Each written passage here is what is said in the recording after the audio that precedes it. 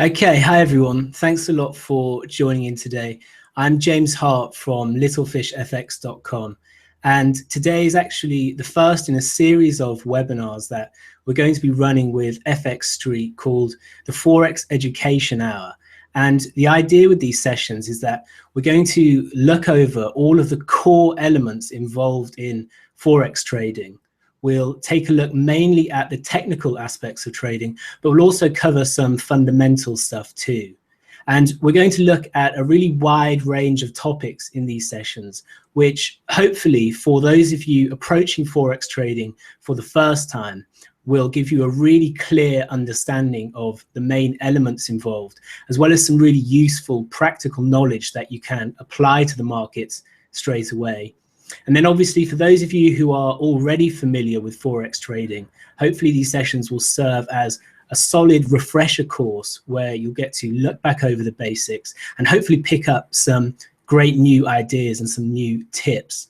So that's how these sessions are going to play out. And before we begin, I just want to say a big thank you to FX Street for hosting this webinar. I'm a big fan of the website and have watched countless webinars, so it's great to be involved now as a presenter. So I'm going to switch over to the slides to begin the session. If you have any questions throughout the webinar, please just write in the chat function and I'll stop periodically to answer them. Okay, thanks everyone.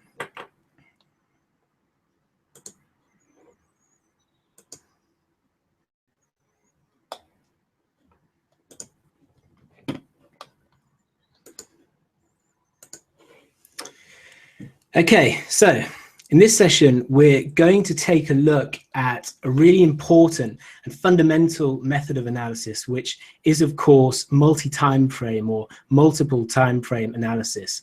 And what makes this method of analysis so important and quite unique is that it's strategy neutral, meaning that no matter how you trade, whether you're a pure price action trader or you use indicators, whether you trade with the trend or counter trend, multi-time frame analysis can be applied to your trading. And indeed, it should be a key part of your selective process when identifying trading opportunities. The process of considering the instrument or the market you're trading on a broader scale, looking at different time frames, can have vast benefits for your trading. And I think that for a lot of new traders, the biggest problem they face is gaining a solid level of consistency in both their trading and analysis.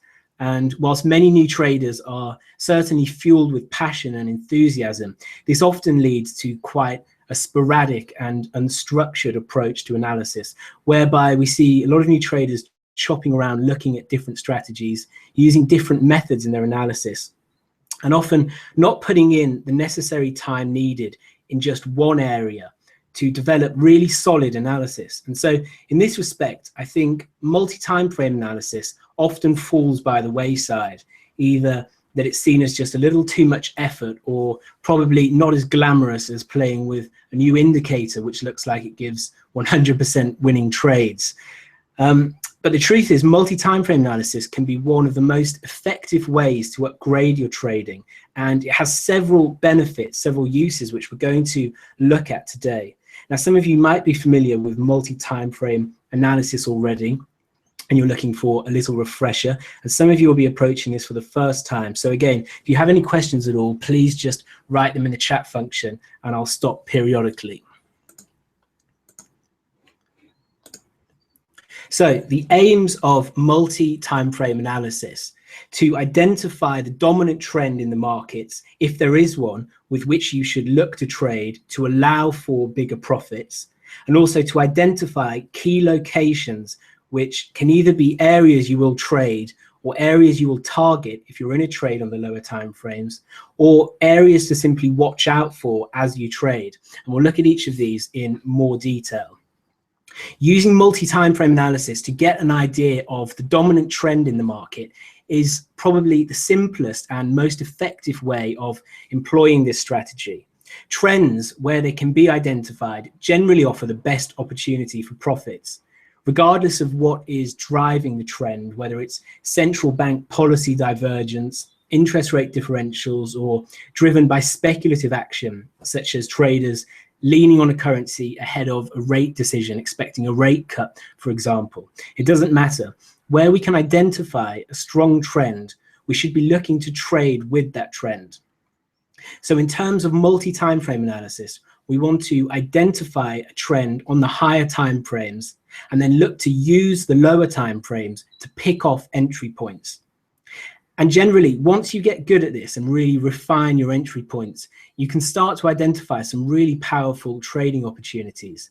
So for example, if our trading time frame is the H1 or the H4 charts, then we want to be looking at the daily and weekly charts to get a sense of the bigger moves that are taking place, to see if we can align with them.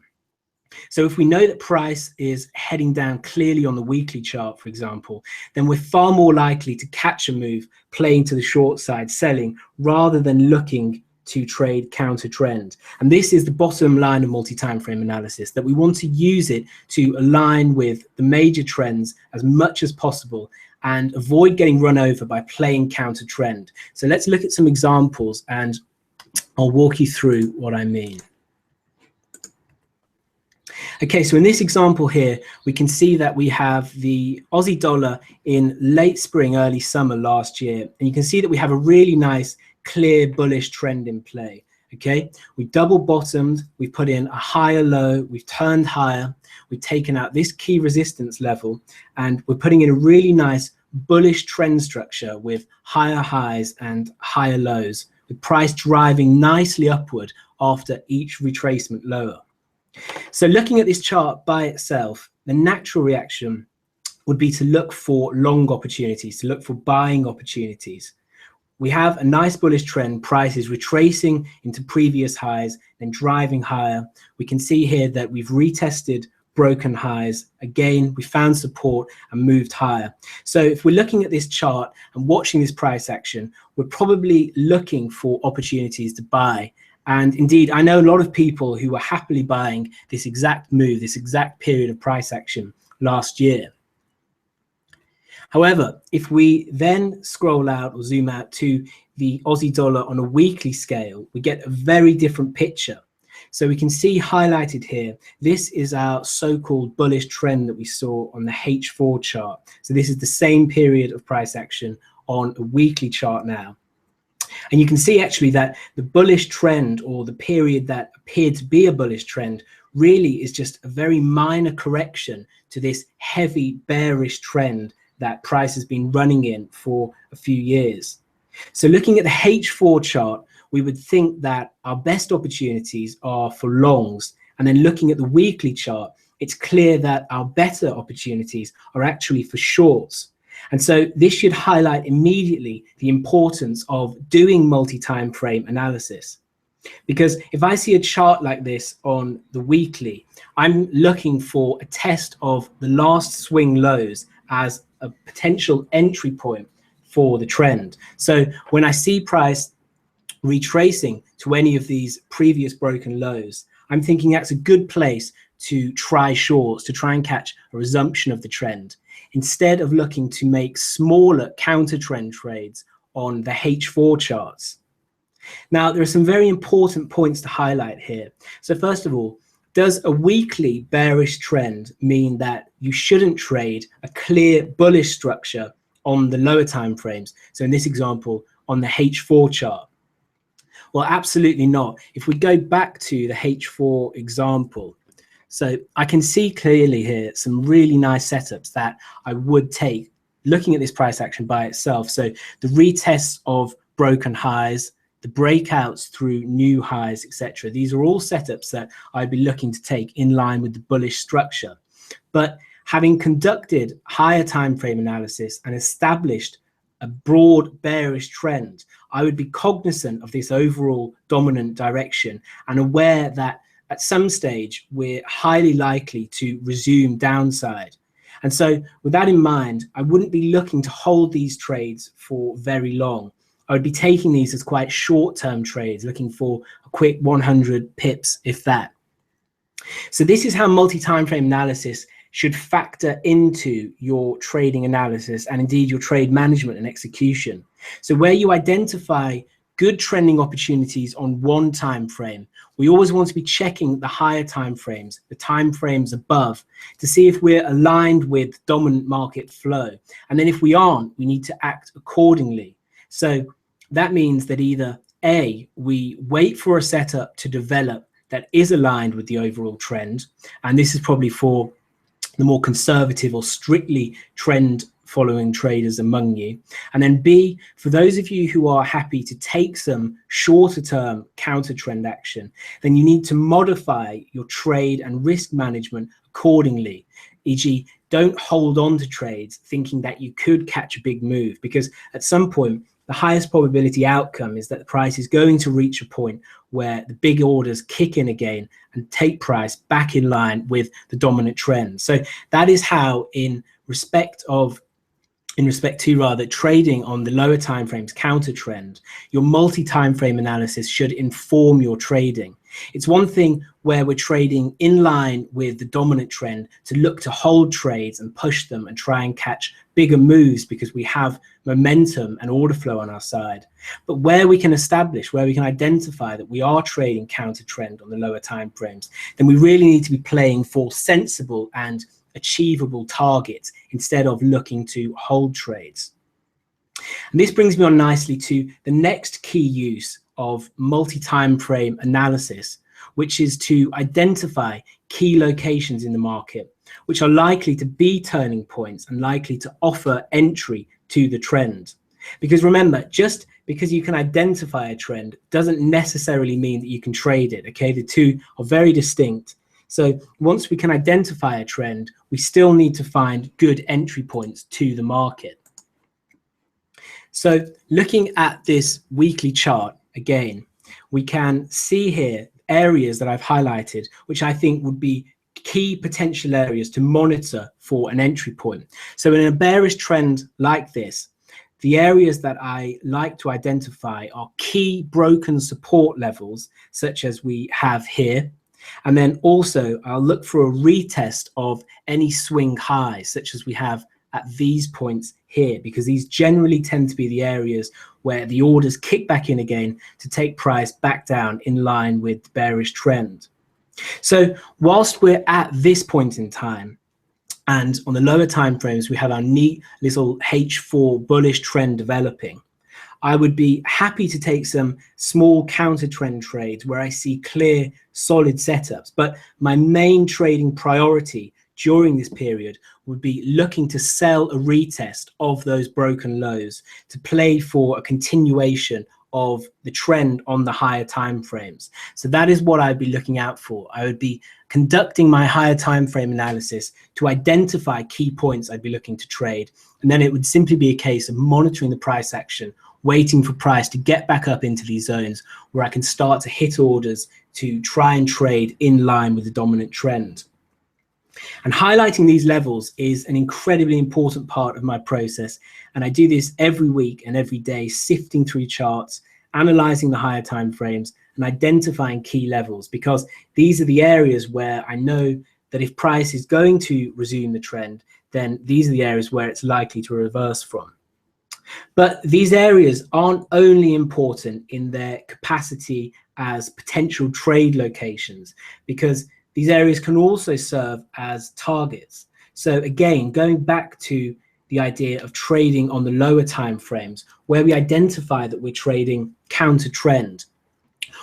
Indeed, even when we're trading with the trend, we always want to be aware of the key levels on the higher time frames, because these levels will serve as targets for trades that we're in. So if we're trading with the trend and we're looking to hold trades, trying to ride the momentum and catch big moves, that's one thing. But where we're trading counter trend, we need to be aware especially of these key levels, because generally these are going to be the levels where we want to look to take profit. Okay, so if we're long anywhere from this area, anywhere below this level, we want to be banking as price reaches this level. And then similarly, we need to be very aware of these levels in terms of how we're entering positions on the lower time frames, because again, it's one thing to be buying as we're moving higher on the H4 charts, approaching this level. But as we start to get very close to it, we need to be aware that the higher likelihood is that we're going to reverse from that level. And so the risk reward becomes skewed in terms of looking to trade long. So as we approach the level, and certainly as we make the first test of the level, I wouldn't be looking to trade to the long side anymore on the lower time frames, regardless of the setup. I would be giving priority to the overall bearish trend that price is in. So this really forms the foundation of what we're trying to do with our multi-time frame analysis. We're trying to find the dominant higher time frame trend to see if we can gain entry on the lower time frames. We're identifying key levels to be aware of, either as potential trade locations or as targets for lower time frame trades, or simply as areas to watch out whilst we trade. Now, one of the big questions you might have at this stage is, okay, well, it's all well and good and it makes sense, but how do I identify the trends? Because I know that this is something that a lot of new traders can struggle with. And really, you have a few choices. So first of all, we could use a moving average to identify the trend. Moving averages are a classic chart tool used by technical analysts and technical traders the world over. And the beauty is that they're very simple. You simply apply the moving average to the chart. Some classic ones are the 50-day, the 100-day, or the 200-day moving averages. And basically, if price is above the moving average, then the trend is classed as bullish. And if price is below, then the trend is classified as bearish. So just before we continue here, are there any questions that I can answer at this point?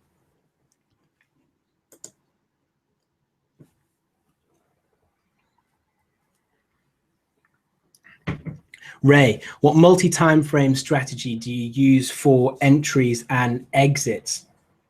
So essentially what I do is I trade mainly off the H4 and daily charts. So the majority of the analysis that I'm conducting is on the daily and the weekly charts, looking for daily and weekly trends and daily and weekly levels that I can then use the H4 charts, if possible, to enter on. So that's my preferred way to use multi-time frame analysis. And do I have a strategy based on moving averages? I don't actually trade with moving averages. So no, I don't have a strategy based on moving averages. But in some of the sessions coming up, we'll definitely take a really full look at moving averages and the ways that you can use them. So certainly keep an eye out for that session. Okay, so I'll carry on here, guys. And again, if you have any questions, please just drop them in the box.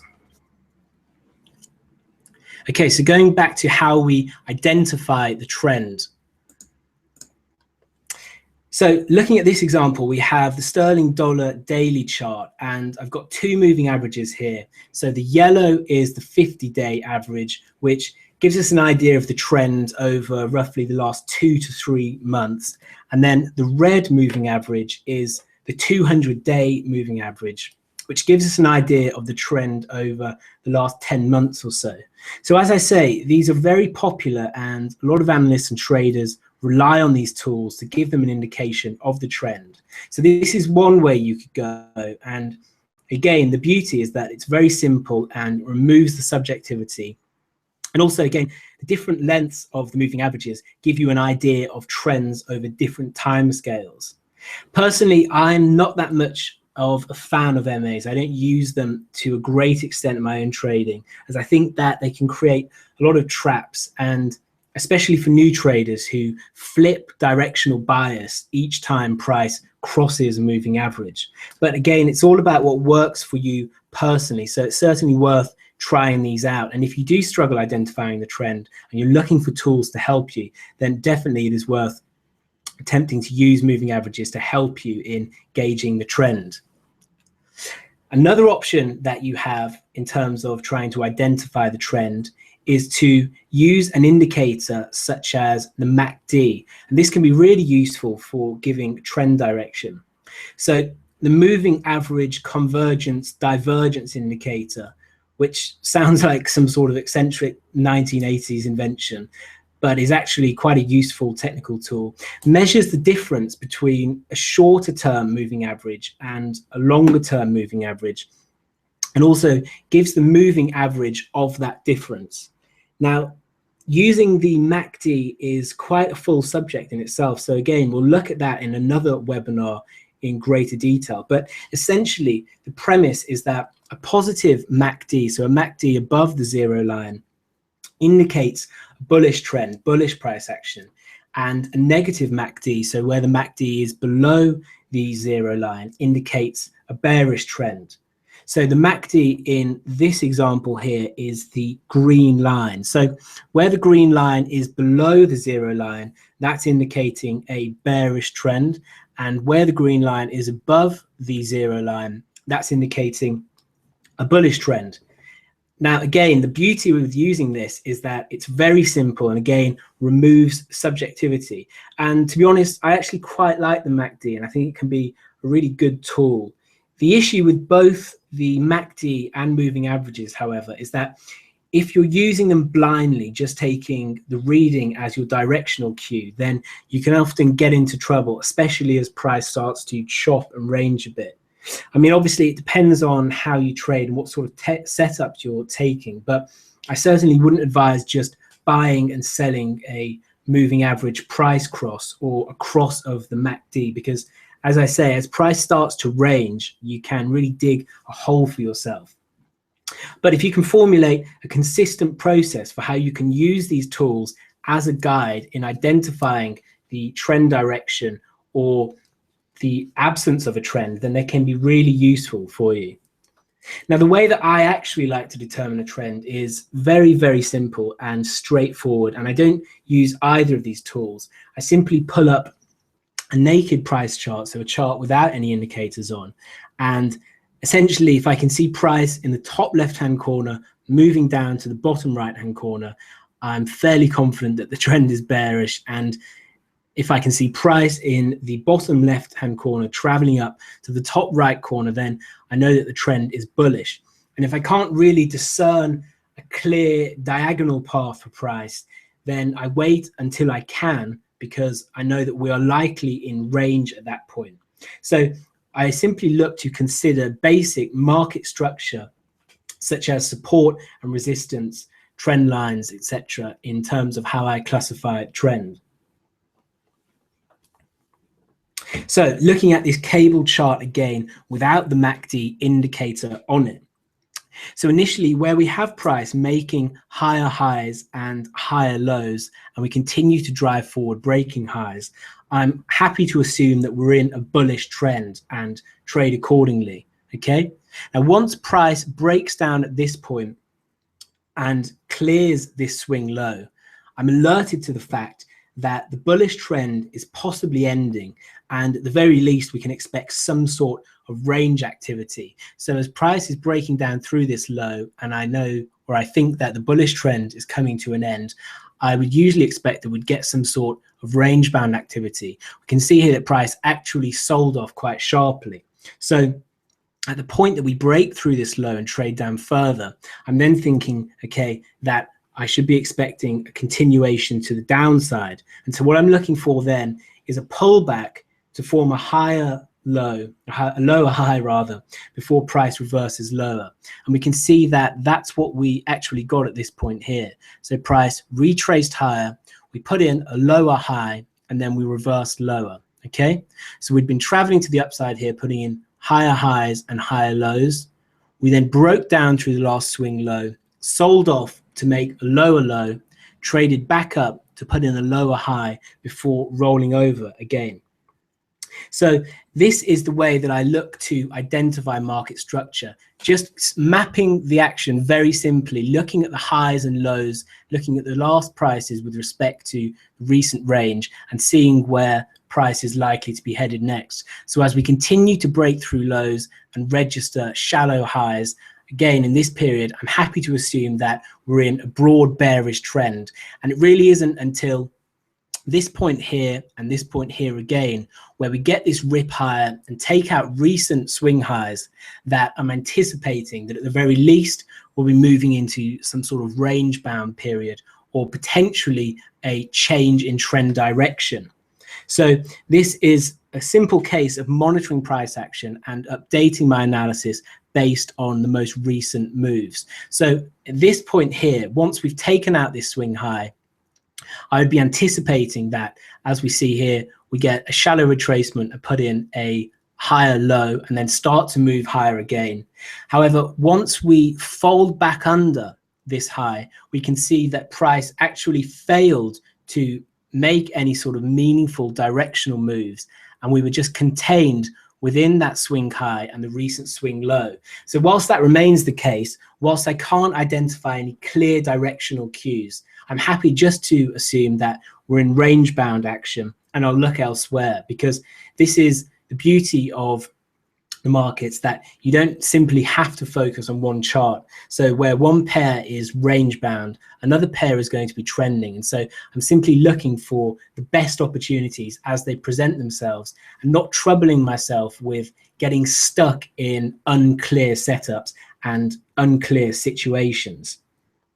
So that is how I identify and classify the trend. And again, as I say, you can use stuff like trend lines too. You can apply various trend lines connecting the swing highs here, which once broken could alert you to the fact that bullish change in trend is about to happen.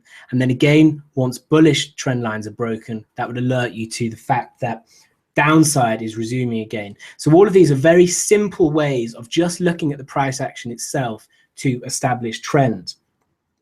So this is a very important piece of the puzzle that, if you're new to Forex trading, you really need to work on, in terms of buffing up on your price action reading and your market structure to get good at identifying trends, to use multi-time frame analysis effectively in identifying these higher time frame trends. So the final part of the multi-time frame analysis that I'm going to discuss with you is how you can use technical indicators as part of your analysis. But before we take a look at that, has anyone got any more questions I can answer?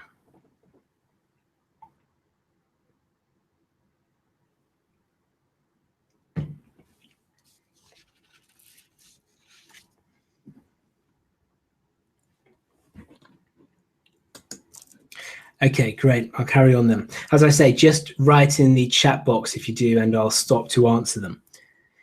So the final piece we're going to look at is using technical indicators as part of your analysis.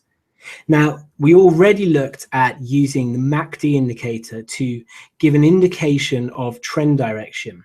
So if we're trying to establish trend on the higher time frames, we could employ this tool to do so. But once we have our trend established, we know that we always want to be on the lookout for key market locations, which could be potential turning points, serving as either potential trade locations or targets if we're in lower time frame trades, or simply areas to watch out for. Well, in terms of identifying key areas to watch out for, we can also use technical indicators to give us important information about markets to consider when we're trading. So in the same way that it's important for us to highlight key structural levels and look to trade at these locations, it's also important to consider the conditions of the higher time frames to help keep us on the side of the dominant flow in markets.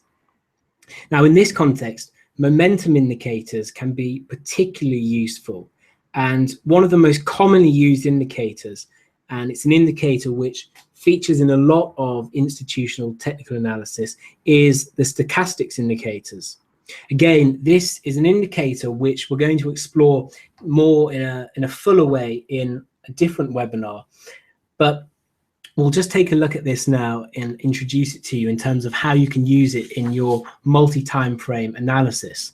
So again, we've already said that we want to try as much as possible to trade in line with the dominant trends in whichever instrument we're trading. And stochastics can give us information on the health of that trend and alert us to key turning points in the same way that identifying key levels can, key structural levels. Now, the stochastics indicator measures the closing price of an instrument against its range over a given period, and is essentially used to determine the strength of movement in price, the momentum behind price. Specifically, we use it to highlight periods of potential exhaustion where price is considered either oversold or overbought and thus vulnerable to a reversal. Okay, so looking at this sterling dollar daily chart, we can see several areas here where the stochastics registered either overbought or oversold conditions. And you can see that the majority of the time, these indicator readings actually preceded a reversal in price. Okay, so we can see that from these initial highs here, we reversed on overbought readings. We reversed lower again on overbought readings here. We reversed higher from this retracement low with these oversold readings. We then reversed from highs once again as stochastics registered overbought momentum. And we can see that as price started to break lower here, each of these retracements, the low point was picked up by an oversold reading on the stochastics indicator. And really, it's only at this point here where the market really starts to trend again and push hard that the indicator readings are weak and price is not respecting them. So it's only really this area here where we don't get a reversal. And then once again, we can see that as price makes a low here, that the oversold stochastics reading did in fact precede another reversal. So you can see here just how useful the stochastics indicator can be in highlighting these periods of potential exhaustion. And this is incredibly important information to consider when we conduct our multi-time frame analysis, because as we looked at with the levels, if we're trading on lower time frames and we're approaching a key higher time frame level that we need to be aware of because we anticipate or we're aware of the fact that the market could turn from that level. Or similarly, if we're trading on the lower time frames and we can see that the higher time frame stochastics have moved into oversold or overbought territory, then again, we need to be aware that the market could turn from these points, okay? So for example, while on the lower time frame, we might be selling as price comes off from this high, okay? We break down through this swing low. We might think the price is breaking down nicely again, so we'd be looking for short opportunities, okay? But we can see that price reverses from this area. So this is an oversold reading on the daily stochastics, and this gives us the reversal higher. So if we're involved in this move on the lower time frames, as we see the higher time frame stochastics moving into overstretched territory where we know that potentially a reversal could occur, then we want to be thinking about exiting our trades and certainly about avoiding entering any fresh short trades as we move into these conditions. So in fact, if we take a look at this area, but on the H4 charts, then we'll see clearly the importance of referring to the higher time frame, specifically in the context of using indicators such as the stochastics. So we can see here cable moving sharply to the upside, and as we broke through this decent resistance level here, we might be starting to look for longs, looking to play a breakout to the top side. But again, referring to the higher time frame stochastics, we know that momentum is overstretched to the upside and that a bearish reversal is likely to happen, okay? So these eclipses, these highlight the areas where the higher time frame stochastics have moved into extreme territories. So similarly, as price is selling off from this high and we move down into this area, again, we might be looking to sell, especially as price breaks down through this swing low here. We might be thinking this is a good place to start building shorts. And indeed, as we get a retracement higher here, we could be looking to sell as price retest these broken lows or looking to sell a rollover from this price action. And although we do get some initial weakness, we can see that what actually happens is instead of price breaking lower in line with our lower time frame bias, price actually rips back higher again. And the reason for this, or at least a good indication that there was a potential likelihood of this happening, is that the higher time frame stochastics were oversold. So these are the considerations that we always need to have in mind when we're trading on the lower time frames. Instead of simply looking at one time frame and getting absorbed in the price action and what we think is going on and the analysis that we build on the lower time frames, we need to always be considering the higher time frames, because these can inform us as to the likely direction of price and the key areas that we need to be aware of when we're trading. And actually, what we can see here, what we have an example of here, is a really great example of where we get a confluence or synchronicity between the momentum indicators on the two time frames. So where we ripped higher from this low and ran through these highs, again, we might be thinking, okay, this is a good breakout opportunity to play to the long side. We failed to break down below this key support. We know that the higher time frames were oversold at this point. Price is ripping higher. We've taken out these highs, so now we can look to play longs. However, looking at the higher time frame, stochastics tells us that the higher time frame momentum is exhausted to the upside here, and a reversal is probable. How, again, we can see that if we look at the lower time frame stochastic, this is giving us the exact same reading. So this is what I mean by a confluence of signals, where the momentum indicators on both time frames are giving us the same reading or a similar reading. So as we run through this high, we can see that the H4 stochastics runs into overbought territory, alerting us to a potential reversal. And we also have the added confirmation of knowing that the daily stochastics are also signaling overbought momentum. So as price pulls back under this area, this would be a good short to play as a double top, so as a failed breakout and double top. And this is a great way that we can look to use structural levels and indicators on different time frames to build full trading analysis and clear trading ideas. And indeed, using confluent technical indicator signals on multiple time frames can be a fantastic way to approach the market, and is certainly useful at the very least in informing your analysis on a weekly and daily basis. Has anyone got any questions at this stage?